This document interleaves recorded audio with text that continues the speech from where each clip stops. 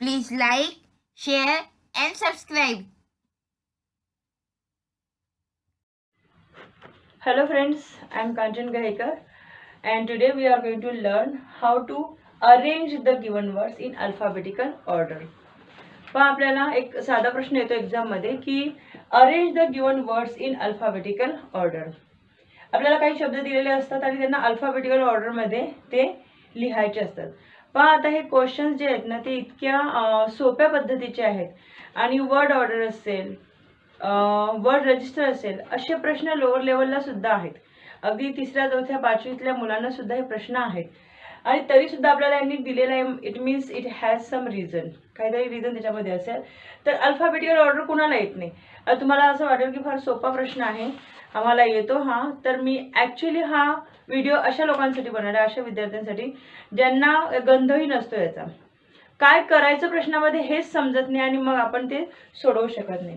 Question असतो arrange the given words in alphabetical order. Few words are given here. Arrange, peacock, apple, attire, dress. Okay, असे काही शब्द दिलेले आहेत. आता याच्यामध्ये पहिल्यांदा आपण मनातल्या मनात एबीसीडी म्हणत राहायचं. ओके, सोपा प्रश्न आहे, हमखास मार्क मिळतील. एबीसीडी म्हणायचं. पाम आता एबीसीडी म्हणताना इथं 3 शब्द एनी सुरू झालेले आहेत, मग कन्फ्युजन. काय करायचं आता? सगळे शब्द पहिल्या नंबरवर ठेवायचे का? तिघांनाही पहिल्या नंबरवर ठेवणं शक्य आहे का? No, it is not possible. So we have to finalise की पहिला कोणता येणार आणि दुसरा कोणता येणार. ठीक आहे. पण अरेंज मध्ये सेकंड वर्ड आहे, सेकंड लेटर आहे मग आर. अटायर मध्ये टी आहे आणि ॲपल मध्ये पी आहे. तर कुठला पहिल्यांदा येणार? हे 3 लेटर पैकी पहिलं लेटर कुठलं येणार? तर आपण एबीसीडी पुन्हा म्हणणार. A B C D E F G H I J K L M N O P. P पहिल्यांदा आलाय, पी आलाय, हे दोघं आले नाही आहेत. एम एन ओ पी म्हणजे याला आपण पहिला नंबर देणार. Q R, R second number आलाय. एस टी म्हणजे हा तिसरा नंबर वाढलाय. 3 शब्द आपले फायनल झाले. कुठे लिहायचे ते? ठीक आहे. आता राहिले हे 2. पी आणि डी ने स्टार्ट होणार. ऑब्व्हियसली डी आपल्याला माहिती आहे सुरुवातीला येणार, पीच्या आधी येणार, म्हणून हा 4 नंबरवर आणि पीकॉक लिहिणार आपण 5 नंबरवर. मग असं लिहायचं आपण ॲपल, कॉमा सेकंड होता अरेंज. Okay, arrange. तिसरा होता पहा अटायर. अटायर आणि ड्रेस म्हणजे एकच मीनिंग आहे, सिनॉनिम आहेत ते. ड्रेस आणि नंतर लास्ट आहे peacock. Okay, so it is as simple as that. इतकं सोपं आहे मित्रांनो हे, की एबीसीडी म्हणत राहायचं मनातल्या मनात आणि शब्द ठरवायचे की कुठला पहिल्यांदा येईल. आता इथे पहा सेंचुरी, बोर्ड, इक्वॅलिटी, ऑनेस्ट आणि एक्झामिनेशन. सेंचुरी एबीसीडी पुन्हा आपण म्हणणार ए बी. बी मध्येच आपल्याला एक शब्द सापडलाय म्हणजे हा पहिल्या नंबरवर. ए बी, बी वरून दुसरे कुठले शब्द नाही आहेत. ठीक आहे. ए बी सी, सेंचुरीचा सी. ओके, डी आहे का? नाही. ई, ई वरून 2 शब्द आहेत. ई वरून 2 शब्द आहेत, एक्झामिनेशन आणि इक्वॅलिटी. मग आता पहिला कुठला येणार आहे? तर आपण एबीसीडी पुन्हा म्हणणार. आता एक्स माहिती आपल्याला शेवटी आहे, एक्स वाय झेड म्हणजेच क्यू पहिल्यांदा येणार ना. सेकंड जो लेटर आहे आपण त्याला जर आपण कॅल्क्युलेट करतो म्हटलं तर एक्स शेवटी येणार आणि हा क्यू आधी येणार. तर आपण इक्वॅलिटीला नंबर 3 म्हणणार, एक्झामिनेशनला 4 आणि राहिला काय? ऑनेस्ट हा 5 नंबरवर. आणि मग आपण असं लिहिणार पहा बोर्ड, नंतर सेंचुरी, नंतर इक्वॅलिटी.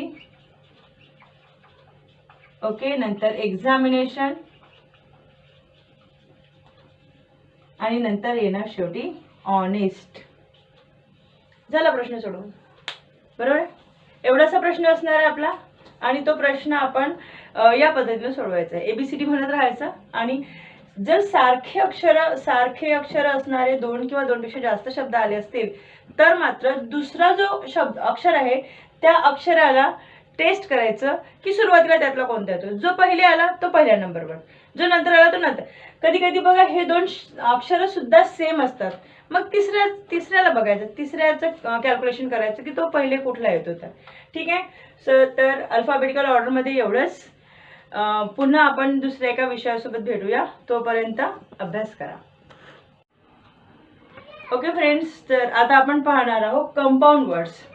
कंपाऊंड वर्ड्स म्हणजे काय? पहा, क्वेश्चन येतो पेपरमध्ये की write 2 compound words of your own. Write 2 compound words of your own. तुम्हाला तुमच्या चॉईसने 2 कंपाऊंड वर्ड लिहायचे असतात. पण मुळात जर आपल्याला कंपाऊंड वर्ड म्हणजेच नाही समजलं तर काय लिहिणार. ठीक आहे. एक छोटासा हा व्हिडिओ आपण आपल्या त्या मित्रांसाठी ज्यांनाही नाही माहिती की कंपाऊंड वर्ड्स काय असतात. पण कंपाऊंड वर्ड्स काय असतात. When 2 words are use together to make a new meaning a compound word is form.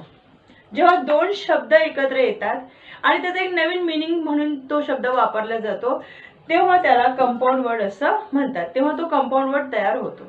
मग कंपाऊंड वर्ड कसे असतात पहा. Step mother. स्टेप मदर 2 शब्द मिळून एक शब्द झालेला आहे. Blue print. ब्ल्यू प्रिंट म्हणून एक शब्द तयार झालेला आहे. बरोबर आहे. Spring time. Spring time. Right. तर असे शब्द 2 शब्द मिळून एकत्र येतात त्याला आपण कंपाऊंड वर्ड म्हणतो. कंपाऊंड वर्डचे 3 प्रकार असतात. ह्या प्रकारांची आपल्याला माहिती नसली तरी चालेल पण एक जस्ट ओव्हरलुक म्हणून लक्षात घ्या की 3 प्रकारचे कंपाऊंड असतात. एक आहे ओपन कंपाऊंड, दुसरा आहे क्लोज कंपाऊंड आणि तिसरा आहे हायफनेटेड कंपाऊंड. ह्याला डिफरन्शिएट करणं पण तितकंच कठीण असतं म्हणून आपल्याला कंपाऊंड वर्ड म्हणजे काय एवढं समजलं तरी सफिशियंट आहे. पण ओपन कंपाऊंड मध्ये 2 जे शब्द आहेत ते सोबत सोबत लिहिलेले असतात मात्र ते एकत्र लिहिलेले नसतात. पण you can see living room. Okay.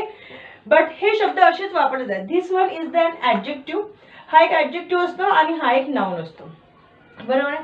पण आता डिनर टेबल, रिअल इस्टेट असे हे ओपन कंपाऊंड म्हणजे 2 शब्द सोबत सोबत लिहितात मात्र ते नेहमी सोबतच येतात तर त्याला आपण कंपाऊंड वर्ड म्हणतो. दुसरं आहे क्लोज कंपाऊंड. क्लोज कंपाऊंड मध्ये ते 2 शब्द एवढे वापरण्याची आपल्याला सवय पडली असते की we just make it together. We just write it together. Notebook, online, airlift. आधी आपण असं म्हणायचो की तू ऑनलाईन आहेस का. ऑनलाईन आहेस का means are you there online. तू तिकडे कंटिन्यू मध्ये ऑनलाईन आहेस का. Now the concept has used in compound word that it is online. 2 शब्द एकत्र करून तो एक शब्द तयार झाला आहे. Notebook, airlift like that. नंतर आहे हायफनेटेड कंपाऊंड. हायफनेटेड कंपाऊंड मध्ये हायफन असतो मध्ये. पण long term, up to date, commander in chief, mother in law, father in law हे जे शब्द आहेत ते शब्द हा ठीक आहे 2 शब्द मिळून तयार होतो कंपाऊंड वर्ड असं आपण म्हटलंय. या ठिकाणी बा 3 शब्द एक्सेप्शनली 3 शब्द सुद्धा एकत्र येऊन कंपाऊंड वर्ड फॉर्म होतो. तर 3 शब्द मिळून झालेला हा compound word commander in chief. Okay. तर अशा प्रकारे कंपाऊंड वर्ड्स असतात. आपण याच्या पुढे 2 स्लाइडमध्ये अनेक कंपाऊंड वर्डचे एक्झाम्पल दिलेले आहेत. तुम्हाला त्यातले फक्त 2 लक्षात ठेवायचे आहेत आणि 2 एक्झाम मध्ये लिहायचे आहेत. जास्त वाचल्याने जास्त माहिती असले तर फरक पडणार नाही. Just go through the video आणि अर्थातच आवडला असेल तर लाईक करा आणि शेअर करा.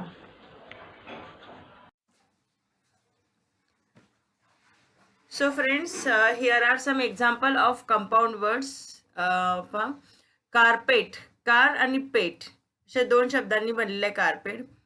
Homemade, afternoon, airport, backspace, backward, blueprint, baseball, ब्लॅकस्मिथ, wallpaper, anyhow, anyone, anything, anywhere, anybody, anytime, nobody, wonderland, cardboard, backspace, friendship, forever, forget, forgive, something, butterfly, grandmother, grandfather, grandmaster, makeup, format, football, good night, breakfast, headline, grandparent, fish pond, fireball, goodbye, man-made, etc.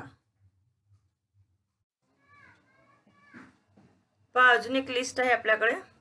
Jackpot, headache, household, housewife, keychain, keyboard, step mother, step daughter, spring time, footpath, footprint, inside, indoor, daydream, deadline, eggshell, earthworm, country yard, crossword, haircut, headquarter, fish pond, firebox, boyfriend, blackboard, sunrise, sunset, girlfriend, grassland, bookstore, far away, face mask, Facebook, shopkeeper, White House, watermelon, watermark, matchbox, meanwhile, snowfall.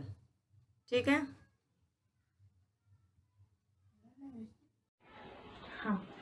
तर मित्रांनो आता आपण पाहणार आणखी एक नवीन topic, hidden words.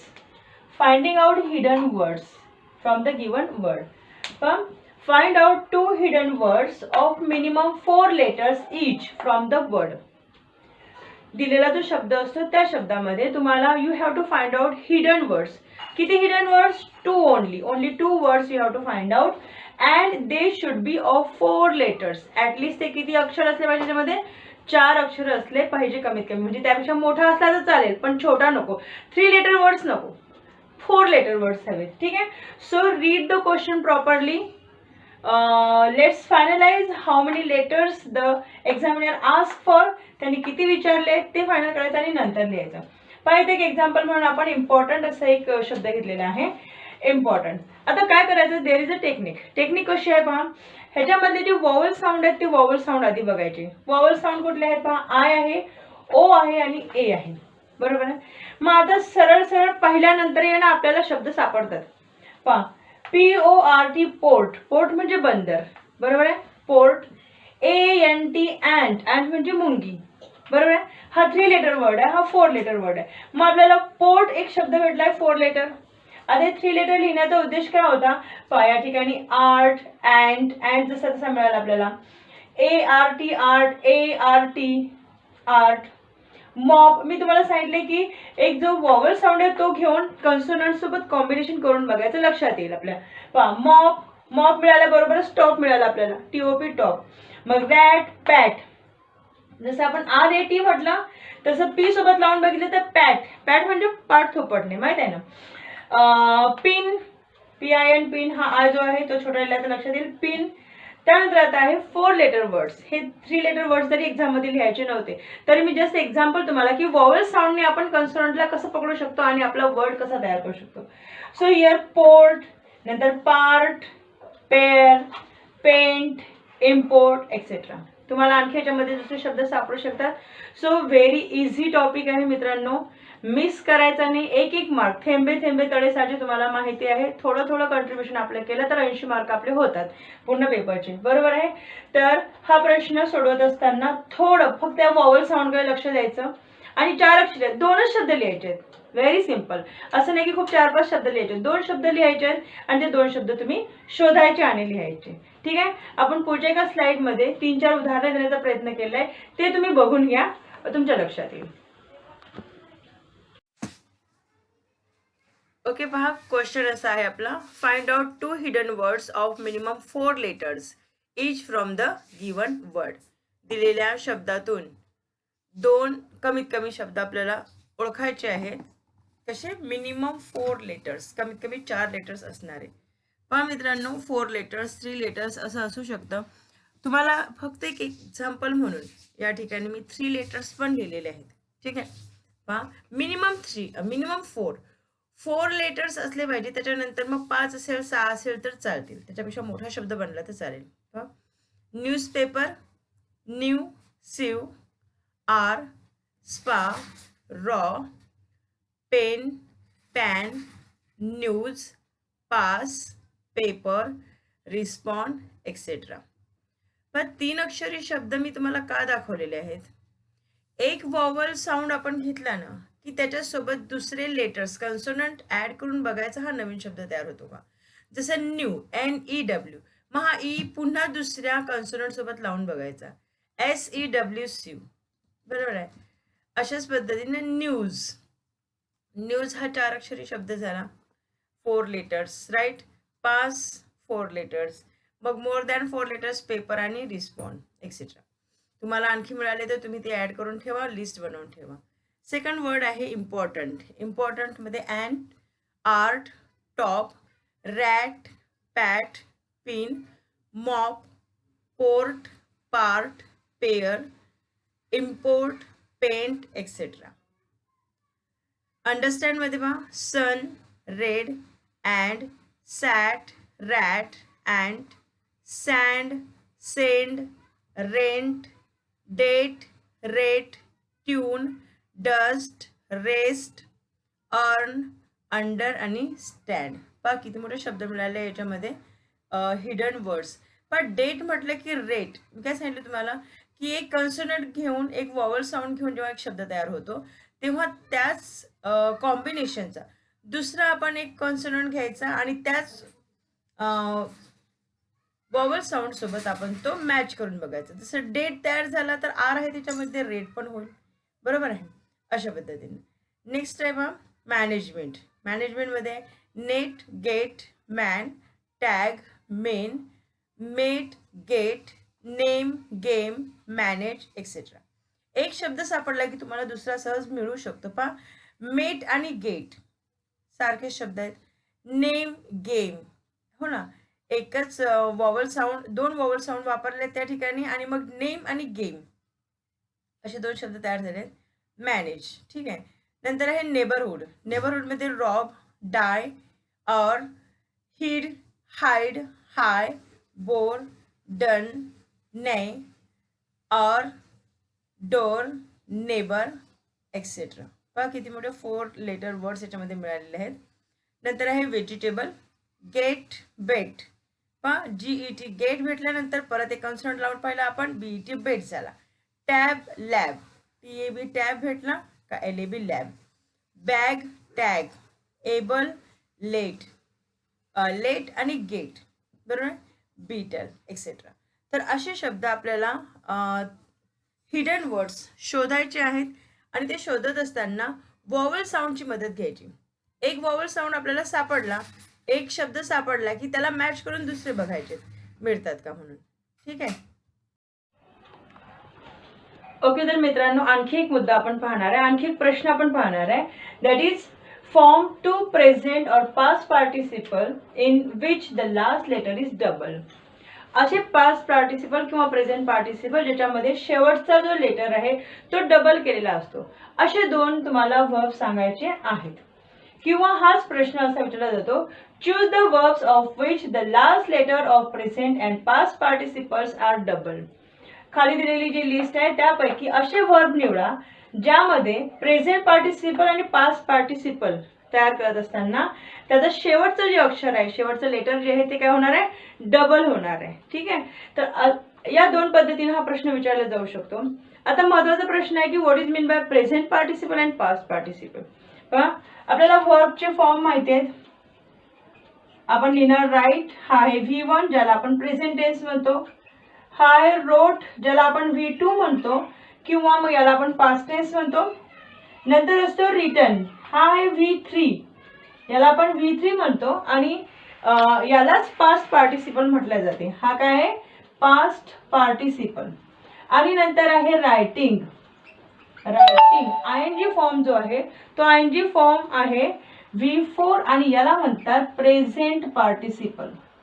Writing याला म्हणतात प्रेझेंट पार्टिसिपल, ठीक आहे. तर आता आपल्याला समजलं प्रेझेंट पार्टिसिपल आणि पास्ट पार्टिसिपल काय.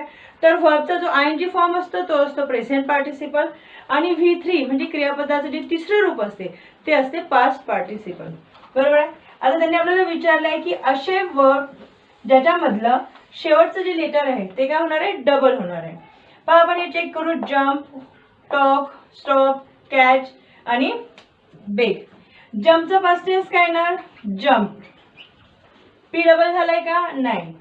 जम्पिंग, पी डबल झालाय का, नाही. मग हा शब्द कट. टॉक, टॉक्ड आणि talking. Here also the same, last letter is not double. Now stop, stop, double P, stopping. Next म्हणजे हा शब्द आपल्या लिस्ट मध्ये येईल. कॅच, कॅचचा पास्ट टेन्स काय होईल, कॉट आणि त्याचा ING फॉर्म काय होईल, कॅचिंग. तर हाही शब्द त्याच्यामध्ये बसणार नाही. बेग, बेगचा पास्ट फॉर्म पास्ट पार्टिसिपल बेग आणि begging ING form. Begging is the ING form. हा, तर बेगचा आपण पाहिलं बेग आणि बेगिंग. तर बेग हा शब्द या कॅटेगरीमध्ये जातो जेव्हा त्याचे शेवटचे लेटर्स जे आहेत ते पास्ट पार्टिसिपल आणि प्रेझेंट पार्टिसिपल करत असताना डबल होतात. तर पहा आता आपण हे कसं ठरवायचं. तुम्हाला फक्त 2 शब्द विचारलेत, मी तुम्हाला रूल सांगते की कसं ठरवतात हे. बेग याला मोनोसिलॅबल म्हणतात, एक सिलॅबल असणारा वर्ब आहे. याच्यामध्ये ई एकच वॉवल साऊंड आहे. मोनोसिलॅबल म्हणजे काय, एक वॉवल साऊंड आहे बेग. स्टॉप मध्ये पण एकच वॉवल आहे, ड्रॅग मध्ये एकच आहे, ग्रॅब मध्ये पण एकच आहे. प्लस ह्यांच्या पाठीमागे एकच कन्सोनंट साऊंड आहे.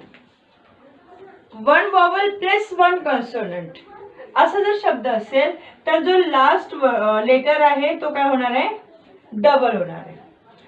Beg begging, stop stopping stopped, drag dragging dragged आणि ग्रॅब ग्रॅबिंग ग्रॅब. आता या ठिकाणी पहा दुसरं दिलेलं आहे की मग हे झालं मोनोसिलॅबल बद्दल, जिथे एकच सिलॅबल आहे. आता जर तिथे 2 किंवा 2 पेक्षा जास्त सिलॅबल असतील तर काय करायचं, त्यातही नियम तोच आहे की शेवटी काय पाहिजे, एक कन्सोनंट साऊंड पाहिजे, एक वॉवल साऊंड. आर कन्सोनंट आहे, E vowel sound, T consonant, I vowel sound. ह्याच्यामध्ये तिन्ही याच्यामध्ये टी कन्सोनंट आहे आणि आय हा वॉवल साऊंड आहे. मात्र ह्याच्यामध्ये जे नेक्स्ट म्हणजे जे नंतरचं जे वॉवल आहे ते स्ट्रेस झालं पाहिजे. पहा मीटरचे नियम आहेत, हे डिक्शनचे नियम आहेत लिटरेचर मधले.